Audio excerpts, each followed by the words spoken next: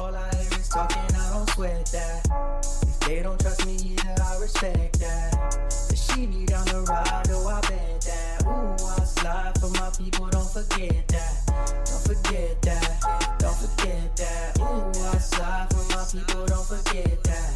Don't forget that, don't forget that. Ooh, I slide for my people, don't forget that.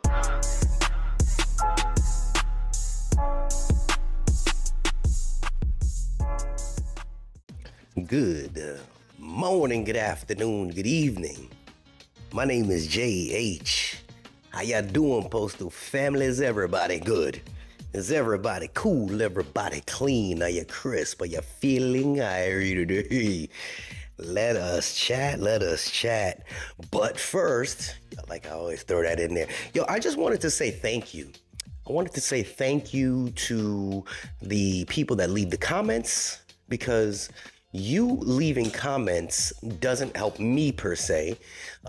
You leaving comments helps other people when it comes to understanding what's going on with this whole transformation of the post office.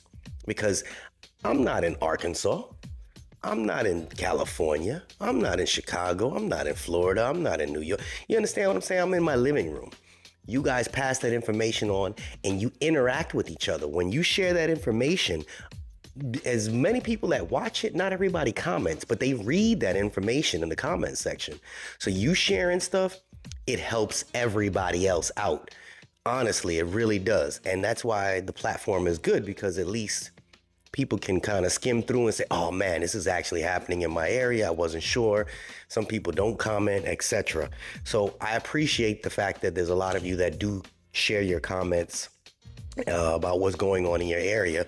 Because again, this is created for you guys. It is as up to date as possible. You can go on your Reddits and all that, but a lot of people just complain on there. They do it here too, but you know, it is what it is. And people are being more respectful in the comment section. I like that. I don't know if the YouTube algorithm is just cutting people off or whatever, but y'all are being more respectful. All right. Just a bit of news there for you, Roy. Just a bit of news for you. They had a stand-up talk. I don't know how many of you people had this. They probably didn't. But again, I only speak about things that you guys ask me about. And so some things may not apply directly to you, but there are people that ask about these things. So I got 3 different topics, and we'll just skim through them real quick. And it's information, again, for you. USPS has established an anti-harassment info line. Man, me sharing this on here, boy, I'm gonna blow them people up, because the toll-free number is a resource for employees on steps to take. This was done January, see online here, it says January 30th. This here says February 1st, and here we are at the end of February. I don't know if anybody got that. But it says the Postal Service has established a toll-free phone number for employees and managers seeking guidance on what actions to take in the event of an incident of alleged harassment. We can't even fake the funk. People here, they're just bullies. We got some bullies in here. Me?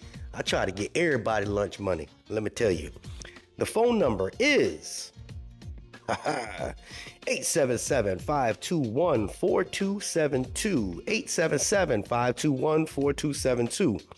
Harassment is unwelcome behavior that an individual finds offensive and harmful, and that a reasonable person would consider intimidating, hostile, or abusive. I believe this is good. Honestly, this has got to be, I'm talking about toxic environments, hostile environments. I've been talking, man, since day one, I've been talking about this, and now they got this. Such abusive behavior is prohibited by the Postal Service and may also violate federal anti-discrimination laws. So ladies, please stop harassing me when I'm walking through the plant. I understand there's a lot to look at here, but you cannot grope me. No more. Enough's enough. Tired of it.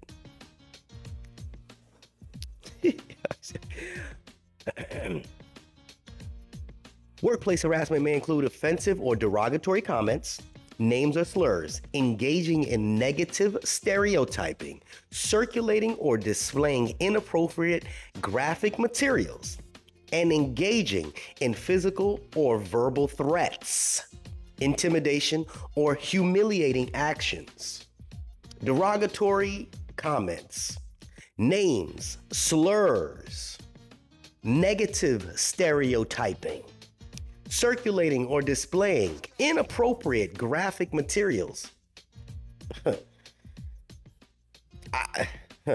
The offensive behavior could be one-time occurrence or may occur over a period of time. Although not every instance of inappropriate behavior may fit the legal definition of harassment, such behavior in the workplace undermines the morale and may violate the Postal Service's standard of conduct and or policies. USPS, through its supervisors and managers, take prompt action to prevent, investigate, address, and remedy conduct that is found to be against its policies and or the law. Here's where I got a problem with it. A lot of the times it's the supervisors and managers that are the ones that are bullies. That's truth. Hey, I know a lot of supervisors be watching me, be like, hey, he's talking good. Wait a minute, don't blame us. It's truth. And here's to my supervisors and to my managers that watch me. If it doesn't apply to you, don't be offended. It applies to a lot of other ones though. And that's truth. Okay. I mean, I get on y'all a lot because it's reality. I get on everybody. I mean, I tell y'all when you're doing right, tell you when you're doing wrong. And it only offends people if it applies to them directly. When I talk about people calling out all the time, you can always read the comment section to the ones that get offended and the ones that are calling out all the time. They get offended. And other people like as good as deep. But this is what's happening. All right. They really, in my opinion, need to put the supervisors and managers through serious training. It's serious, man. Y'all need some serious training on how to interact with all the different personalities. And I feel for a lot of the supervisors, hence the reason why I could not be one. Because you have to deal with a bunch of assholes like me and other assholes all around and you have to figure out a way to be liberal about it and still do your job and get the job done, which is very difficult. It is extremely difficult. And that's me talking to my fellow regular workers. Just imagine a manager has to deal with 50, 60 carriers and everybody got a problem. They have to deal with everybody's different attitudes. It's rough. But that's the job and the position that they chose and the money that they get for it. Sometimes the money ain't worth it. That's why I do what I do. I deal with the new people where I ain't got to deal with the attitudes yet. The Postal Service will act to protect the confidentiality of complaints, but cannot guarantee complete confidentiality. For more information, USPS encourages employees to review publication 553, Employee's Guide to Understanding, Preventing, and Reporting Harassment, and or call the Harassment Information Line. I wonder if this is 55 too. I don't know. But that is a good thing. Honestly, I believe it's a great thing. Because Lord knows we got a lot of people that are being harassed at this place. And maybe you've never spoken about it, but it happens. It happens. If it ain't happening to you, you probably the bully. Stop bullying people. All right, that was topic number 1. You can go get your popcorn and your lunch. I'll wait. You back? Okay, cool. We spoke about this seriously. I had a whole video about this next topic. Do you know the rules on workplace nepotism? I should have put this one first, but I had to because I had to anyway. Nepotism. I hope that people know what that means because I really don't want to break it down. But nepotism in the post office, I had a full video about that and people are, oh man, this is a new article. The federal government has rules against nepotism in the workplace and the Postal Service wants employees to remember them. This is the first time I've seen the post office put out an article about this. Under the rules, USPS employees cannot hire, supervise, or promote a relative, which is defined as a spouse, parent, child, sibling, aunt, uncle, cousin, niece, nephew, in-law, step-parent, step-sibling, or half-sibling. Nepotism runs deep in this place, boy. Y'all already know. but there's a phone number for you. Employees are also prohibited from taking direct or indirect action related to a relative's career at the Postal Service. Examples of prohibited actions include an aunt hiring a niece for a postal position, a father-in-law recommending his son-in-law for a supervisor position, an employee suggesting that her manager hire the employee's cousin, and an employee recommending his half-sibling for a detail assignment. So, technically, I could not ask my manager to hire my cousin. Okay? Hey, look, man, my cousin worked hard. I'm gonna need you to try and get him in here. That's considered nepotism. And we all do it. This is my first time reading it. Boy, we all going to jail a day. Not me, but, you know, the guy that works at the post office. I'm JH here. Yeah, it's on the ethics blue page, and there's more information. Employee with questions can email the USPS ethics office or call if you want to snitch, 202-268-6346. Nepotism runs deep. Well, a lot of people are going to be losing their job around these police messing with nepotism. It unfortunately, it happens on a consistent basis. And it's the post office, man. It sucks because when you have situations like that, you can't win. You're always looking over, well, why is this person getting, why this person? And I know for a fact there's people at my post office that their people, they only bring their people in. Some people got the same last name and nobody say nothing. Postal Service vehicles are government property. Y'all thought I was crazy when I used to say these things, but it seemed like everything I talk about, they must be getting, hey, Postal Service vehicles are government property. The penalties are stiff for unauthorized use from a carrier family, as well as me too. Postal Service wants employees to remember they have a duty to conserve and protect government property, including USPS vehicles. The organization's vehicles should not be used to commute between home and work, not for your personal use, to go on vacation, to transport unauthorized persons, such as a child, relative, or friend, or to run personal errands. No going to the store. No going to get your nails done. No going to get your eyebrows done. When on official travel or detail assignment, postal vehicles should not be used to visit friends and family. Meaning, I use the postal vehicle when I go to different facilities to train. On my way to go train, I can't go stop at my cousin's house to go get a drink. Not supposed to do that. I'm in a postal vehicle, government property. To visit friends or family. To sightsee, I can't go down looking at the beach, driving through anyway. For entertainment, not stopping by the script club. Misuse of a USPS vehicle may result in disciplinary action, including a minimum of a 30-day suspension without pay, up to removal from the Postal Service. Employees with questions on the use and misuse of postal vehicles can email the ethics office as well, 202-268-6346, in case you want to snitch on somebody. I wouldn't do that. Honestly, I wouldn't. Yeah.